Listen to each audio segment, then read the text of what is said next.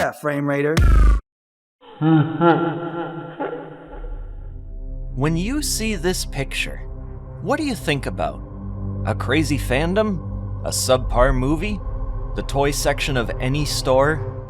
Oh my god, they have the brand new giant circus baby. Bringing up Five Nights at Freddy's now, there's a lot to go over, though hardly any of it feels the same as it did during its early years.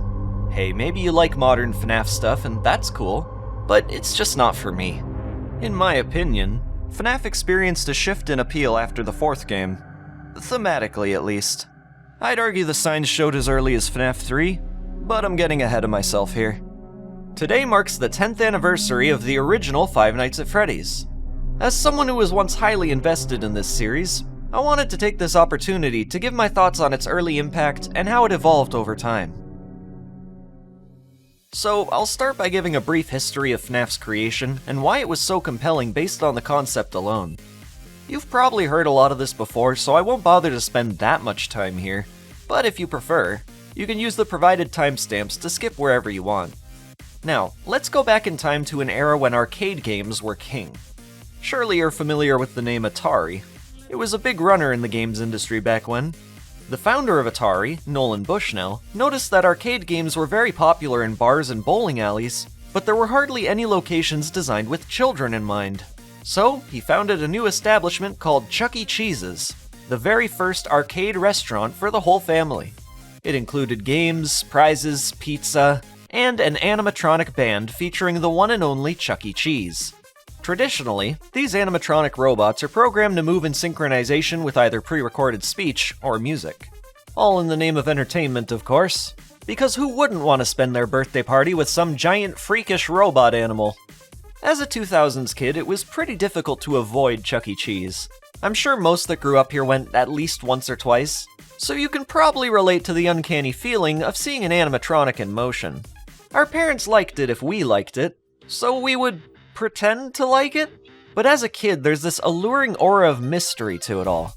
Every natural sense you have doesn't equate to this robotic creature when you're only like 7 years old. Case in point, it's a little frightening at first. Now that we're older and we fully understand what these things are, they're not that scary. Although, what if we could validate some of those past fears of ours? What would that look like? Well, one day a man named Scott Cawthon dared to make a video game about this concept. It turned out to be a huge influence in the video game and media market altogether. This game was Five Nights at Freddy's, obviously being a parody of Chuck E. Cheese and other kids' restaurants. Its creation was a bit of a butterfly effect. You see, gaming journalist Jim Sterling once criticized a game from Scott Cawthon, saying that its characters resembled those creepy animatronics that you'd see at places like Chuck E. Cheese and the Rock-afire Explosion. So what did this developer do next? Turn his greatest weakness into his greatest strength. In Five Nights at Freddy's, you're given a job as a night security guard that sits in an office monitoring the cameras. The animatronics here, however, are able to freely roam the pizzeria. They want you dead. Survive for 5 nights. Everything you grew to know about these characters is now officially a lie, and you have to fend them off. Else should they arrive in your office, they'll forcefully stuff you into an animatronic suit, which you do see the aftermath of should you fail. I believe each of the cameras have specific events that you can see on occasion, which really amp up the horror when they're encountered. In Cam 5, you can see an empty endoskeleton with tons of empty heads around. The scene that really sells the horror is when the animatronic and empty heads all stare into the camera at once.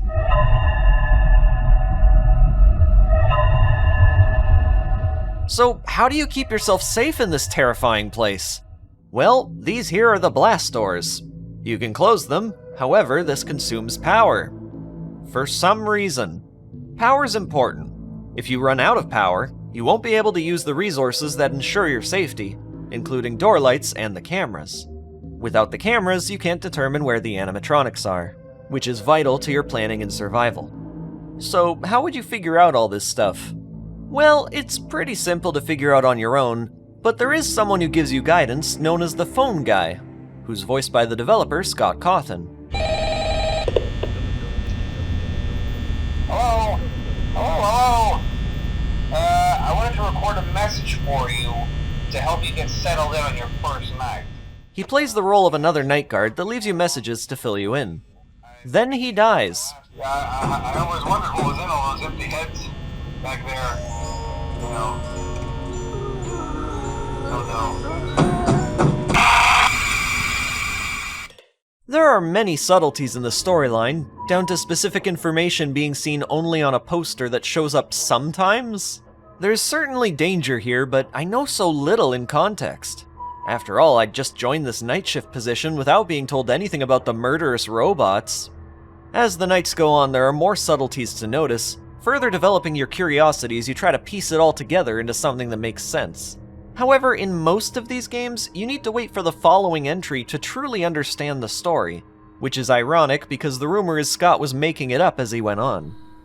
So, about those animatronics, you might notice they never actually move when you're looking at them.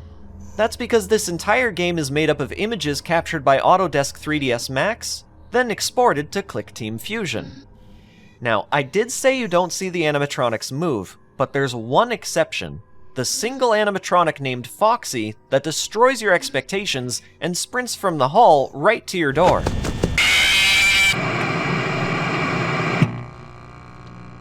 The thing about your first introduction to Five Nights at Freddy's is that you don't know what these things look like in motion. Then once you discover just how fast they can move, you fully realize the danger here. I can't think of another game that has me going from, hey, this ain't so bad, to oh my god, get me out of here, in just a matter of minutes. You know, I'm willing to bet that the game's trailer played a part in making the experience feel immersive. These scenes aren't in the game, but most who've played have probably seen this before. I mean, you can't really get to the game on marketplaces without the trailer playing. Seeing the animatronics during the day really sells the idea that this is just like your familiar Chuck E. Cheese restaurant. Scott must have been studying animatronics because this movement perfectly resembles what you'd see in real life. But anyways, returning to fantasy, what the hell is that thing? There's this one Easter egg character called Golden Freddy, which I'm guessing was just a one-off idea, but Scott would end up using it again later for more story potential.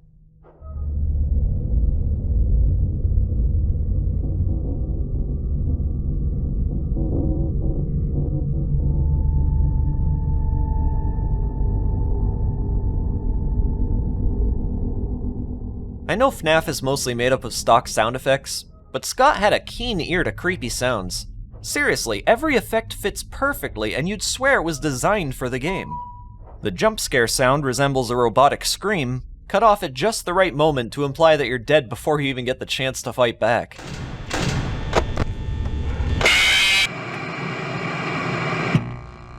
Granted, it's actually just a woman's scream from some movie, but nonetheless, Scott nailed the atmosphere, which became a core part of what makes FNAF effective at terror. You know what's funny though? I'm saying this all as if it's my first time playing. This is truly how I felt about the game long ago. However, I've since discovered so much with the sequels, to the point that these characters have become completely unscary.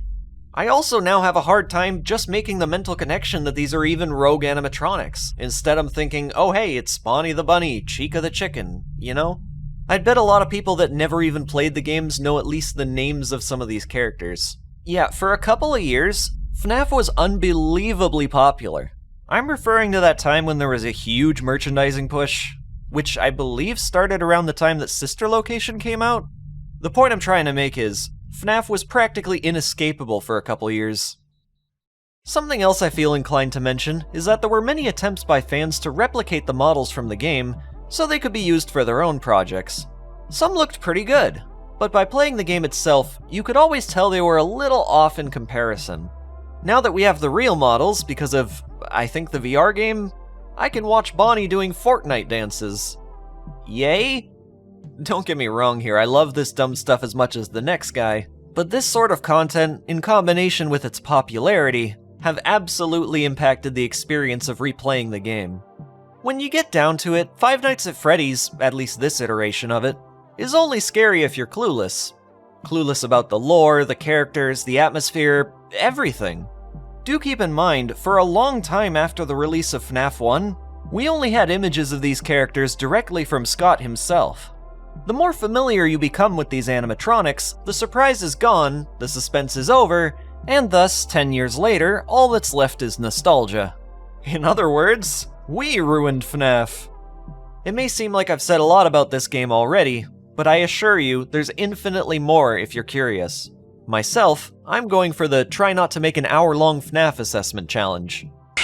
I'm sure by this point I've said all that needs to be said. For whatever else there is, find a good YouTuber video. Oh, speaking of, you can't talk about FNAF retrospectively without mentioning the impact of YouTubers. It was more or less an essential part of the experience to also watch others play it. Not just for their reactions, but maybe they'll have some unique theories about the game's story. Markiplier did a great job with his FNAF series, which was almost like watching a TV show with how consistent his commentary was. And that about covers FNAF 1, or all that I wanted to say about it. But as we all know, it doesn't end here. What's that? New teasers on Scott's website for FNAF 2? So this is the start of an ongoing thing where Scott would use his website to give obscure hints about the next game. Yes, this was very quickly becoming a franchise. I mean, the first 4 games came out within a year. Anyways, when Scott would put up a new picture, the community went absolutely nuts. It was thrilling to feel like a part of this experience. I had a few friends interested in FNAF at the time, so we'd always be quick to discuss what these new images could mean. What else to say except, the hype was real. I can't think of another game that established such a huge following like this in only a matter of months. Then the trailer came, and what a perfect song choice to represent the level of intensity that we're about to discover. 0 doors? How will we be able to protect ourselves? They can get to me at any time. Once again, you'll be playing during the night shift, but at a different location. This time, a set of new and old animatronics are out to get you. There's a giant hallway in front, and yes, no doors. Should you hear this iconic alarm play, then there's something in the hallway.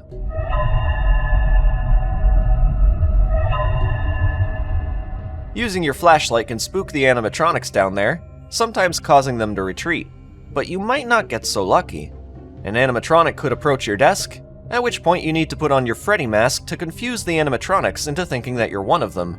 I believe this works for each animatronic, with the exception of Foxy. If you don't give him enough attention, he'll skip the introductions and jump straight towards you from the hall, thus ending the game. Of course, there are more ways to fail, like for example letting the music box run out. Oh yeah, the music box. It's used to keep the puppet away. What's the puppet? It's one of the latest animatronics that'll jump at the player should they forget to wind it up before the countdown ends. It's always active, by the way, serving as the incentive for the player to keep opening the camera, allowing the scene in front of them to change. There are 2 new, mysterious characters in the game that are a bit like Golden Freddy from FNAF 1. These are the shadow animatronics of Freddy and Bonnie. They'll show up on pretty rare occasion, simply idling in place without any effect on the gameplay. Exceptionally creepy.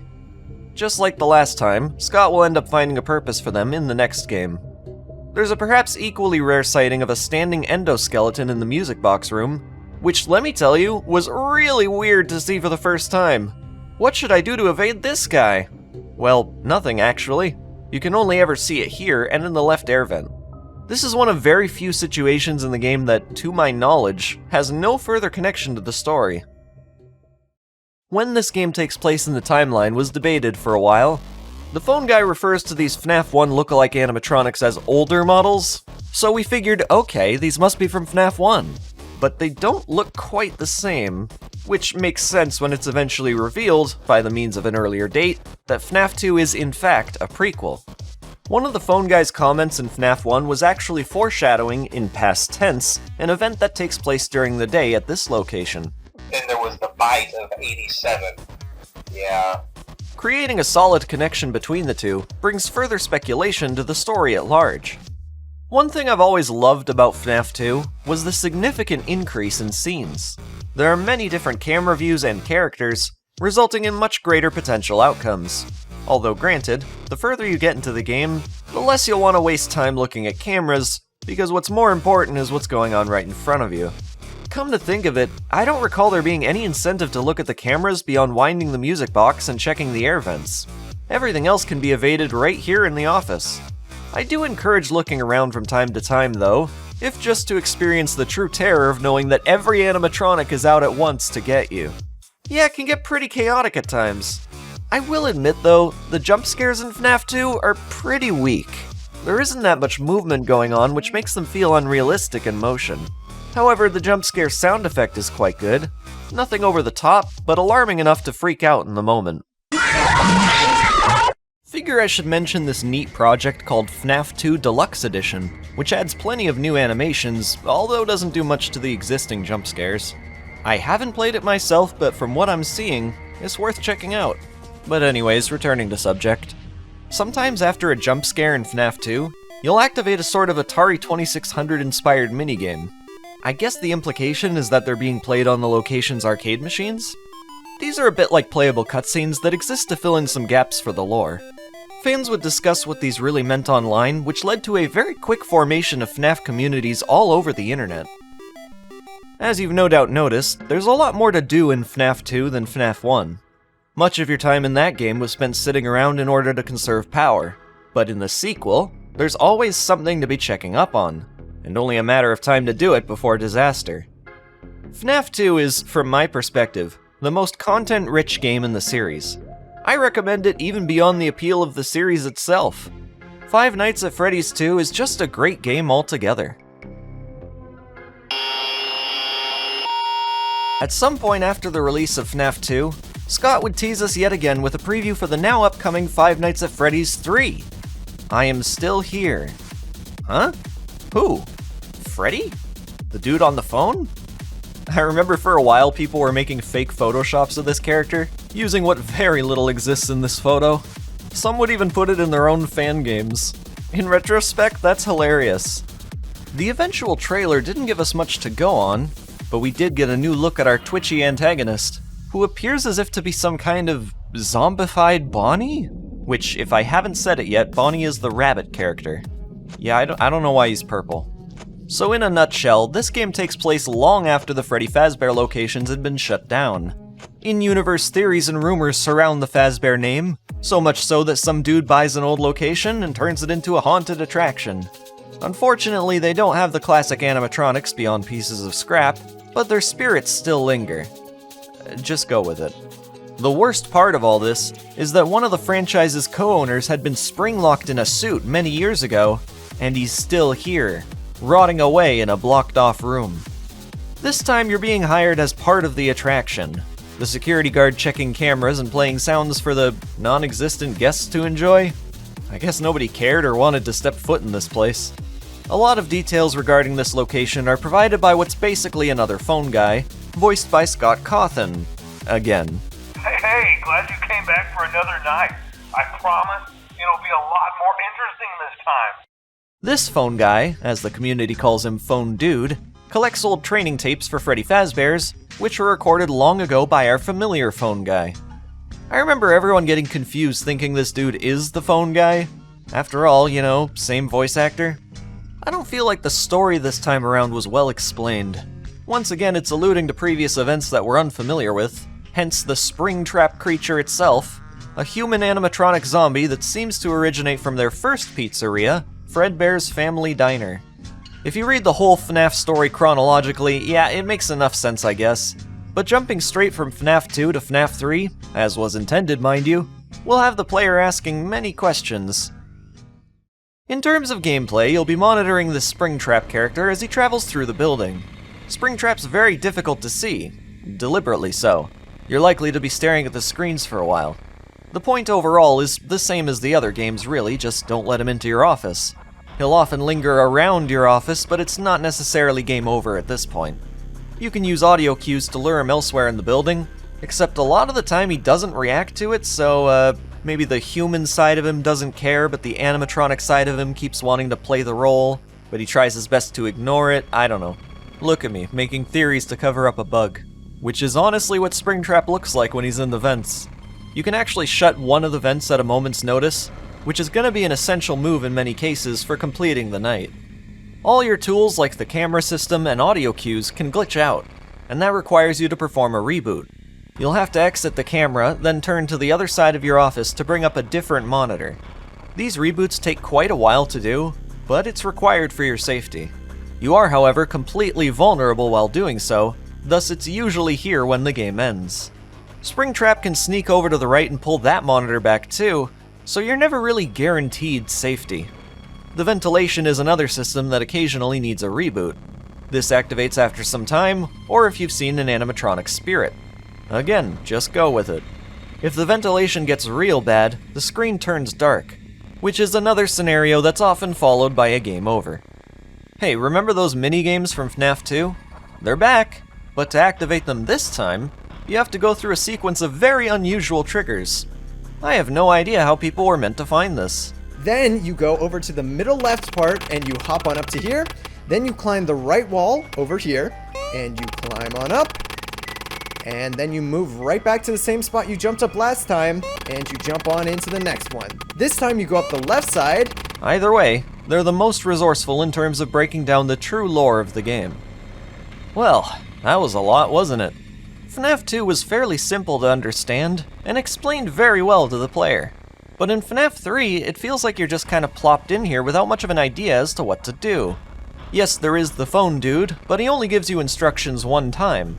And his method of doing so is, I don't know, what would I say, ineffective?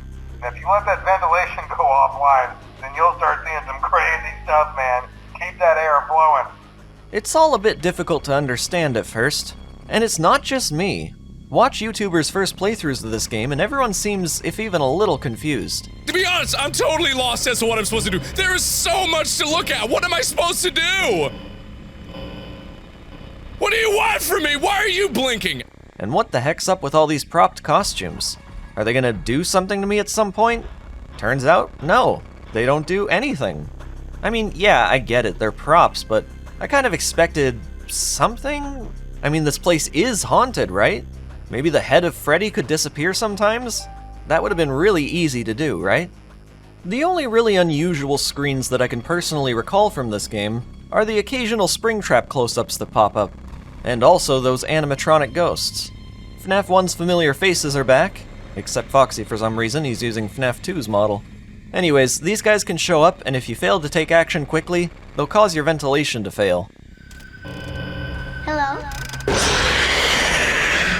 It seems to imply that these are hallucinations, but Scott's official name for them are Phantom. Now, let me take a moment out here to say that FNAF 3's gameplay absolutely works, but a lot more could have been done with it, especially considering the first couple of nights are very slow. Hell, the first night, there's no threat whatsoever, so you're spending a lot of time doing literally nothing? In FNAF 2, there's a fair bit to look at, and at any time, so I don't mind slower gameplay there, even though it isn't common. But FNAF 3? There's just one animatronic, and you can hardly even see it. Nonetheless, I do actually think the concept and atmosphere of FNAF 3 is just short of excellent, and the choice of sound effects is once again great. Hearing that subtle hum as Springtrap is halfway to your office is bone-chilling. The animations in FNAF 3 are a big improvement compared to the last. Although in terms of jump scares, there aren't too many variations this time. I suppose that's fine though, FNAF 1 didn't have many either. A common criticism is that Springtrap's jump scare isn't very scary, and yeah, I understand. He's just kinda walking into view, but I don't know, I didn't really mind it that much. As my last mention here, I think it was cool to finally face a true antagonist in the series. Well, a partial face. Really, Springtrap is an excellent character, which becomes more satisfying when you learn the full lore, but I am not doing it, okay? This is a very deep rabbit hole. Springtrap's presence, or at the very least his influence, has continued into even the latest FNAF games. Want to talk about some dedication? So it's safe to say that FNAF 3 is very important to the series. Freddy Fazbear, keep the Freddy Fazbear, a whole night on. I think people were a bit skeptical of this one at first.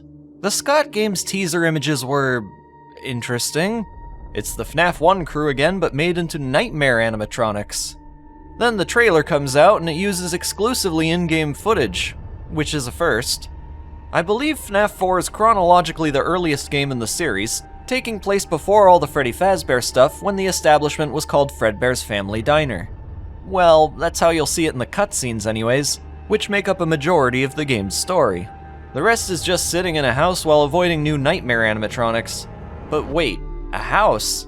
Yep, some young boy lives here and he's having nightmares about the iconic animatronics. He's often getting bullied by his older brother, whose friends eventually put him in the mouth of an animatronic as a prank, which accidentally kills him. Yeah, that's rough. Well, there are 4 points to check on. The 2 doors, the closet, and your bed behind you. Bonnie and Chica come from the doors, and they seem to share identical behavior. Foxy occasionally jumps into the closet, and tiny Freddies will gather behind you, but scurry away when you check. That is unless they've gathered enough to summon Freddy, I guess? When you run up to a door or closet, you can either hold it shut or shine your flashlight to see what's there. If an animatronic turns away from the other room, they're getting close. You need to be careful now. If you turn on that light when they're next to the door, that's game over. It's implied to check for breathing sounds to verify. Should you hear that stuff, hold the door shut until you don't hear it anymore. Because of the focus on quiet sound cues, FNAF 4 has great jump scare potential. Scott was surely adapting to the criticisms of FNAF 3, whether it be the exciting and fluid animations, or the better introduction to game mechanics. This time he's included a toggleable tutorial screen. No phone guy required. Now, while I think FNAF 4 is fine, this is where the series started to fall off in my opinion. I do appreciate Scott Cawthon trying something different. I mean, it does make sense. He was getting a lot of criticism for doing the same sort of thing 3 times over in such a short time span.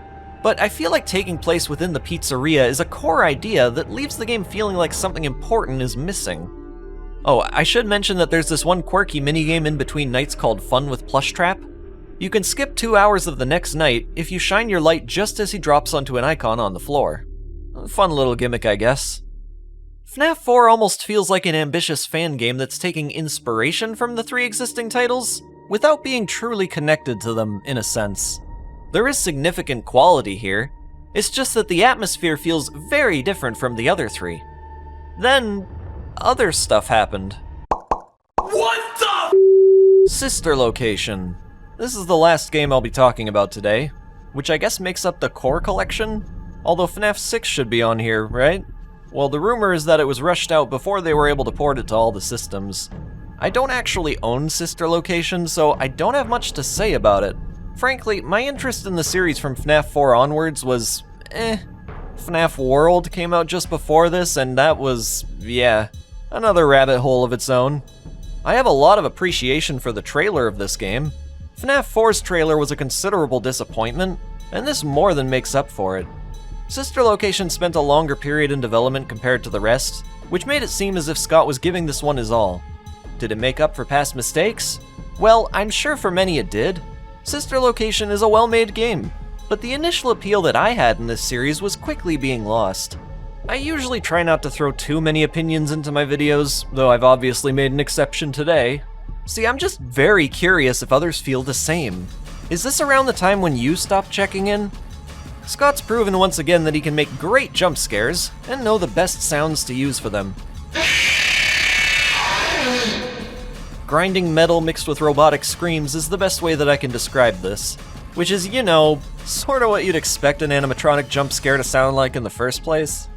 A lot of FNAF's terror for me was the betrayal of an entity that I had once considered safe and joyful. I think this will entirely depend on the person, but in Sister Location, I just have no existing interest in characters made of full metal suits. But that being said, I'll admit that if this wasn't connected to a pre-established franchise, then I'd probably have thought the Sister Location is a pretty neat game and there's not that much wrong with it. And yes, there are numerous more FNAF games out there, but I don't care to talk about them, so go ahead and watch your favorite reaction tuber for more, thanks! You know, it's weird to me how Five Nights at Freddy's came out, then a few years later Chuck E. Cheese's started to disappear. Like, you'd figure it to be the other way around, right? Reigniting the love for this forgotten property, but nope. This isn't to say that Chuck E. Cheese isn't still ongoing. I know there's a few locations out there, but there's significantly less than there used to be. Heck, the one in my city has recently been repurposed into an Indian supermarket. It was so weird going in there and seeing the same tiles leading to the bathroom. Anyways, after all's said and done, I would sum up the transformation of FNAF like, it's as if we went from a Chuck E. Cheese restaurant to a circus. I know Sister Location used those themes intentionally, but it seems to just continue evolving in that direction. Why is everything so flashy now? Were people really asking for this? Even the kids that it's now almost exclusively marketed to? Regarding the popularity of FNAF, its brand of nostalgic horror has since been achieved many times by other developers. Shout out to Tattletale and Baldi's Basics, those are great games. A real shame that Tattletale never got a sequel. Nonetheless, hats off to you, Scott Cawthon, for coming up with such a unique idea, then using it to its fullest potential. And thank you everyone for watching. Let me know your thoughts in the comments. Last but not least, happy 10th anniversary Five Nights at Freddy's. Here's to 10 more, wherever it takes you.